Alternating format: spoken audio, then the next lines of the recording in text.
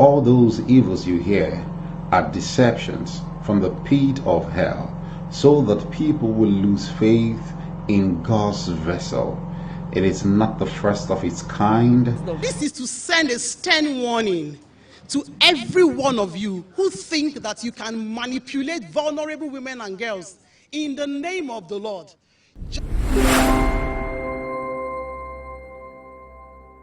Hello friends.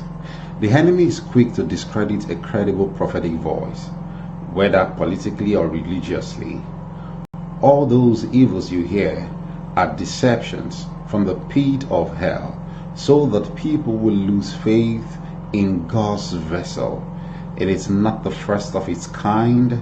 It is the same old method the enemy uses to silence God's servant, and sadly many are quick to fall for it. Hear me. Righteousness will prevail. The counsel of God over Nigeria stands sure. Prophecies shall not be altered, and every persecution against God's elect will fall to the ground in the name of Jesus. Keep me in your prayers. Keep Nigeria in your prayers. Yours truly, Bishop Feyi. In count 1, Justice Ramon Oshodi said he believed the testimony of the first complainant, as well as other witnesses who gave direct evidence, which weren't contradicted at any point, despite the defendant's denials. But the judge acquitted the defendant of the second count of raping another church member at his home in 2020.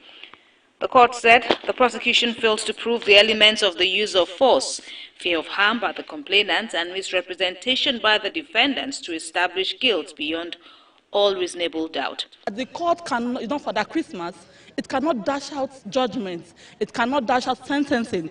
If the court, looking at the value of the evidence before it, has said that the first complainant was actually raped by the convict, yes, then the court is right in his wisdom. This is to send a stern warning to every one of you who think that you can manipulate vulnerable women and girls in the name of the Lord. Survivors will get justice. You will find yourself in a place where you will not be able to escape one day. You can continue to fool everybody, but you will not be able to fool all the people all the time. A lot of men do these crimes. A lot of pastors, big men, they do this.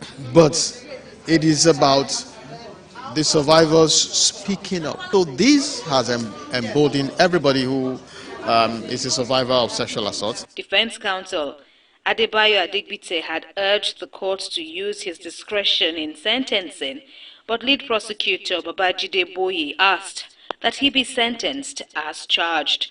The court said the 43-year-old cleric, who didn't have regard for truth, was a risk to the society and should spend the rest of his life behind bars.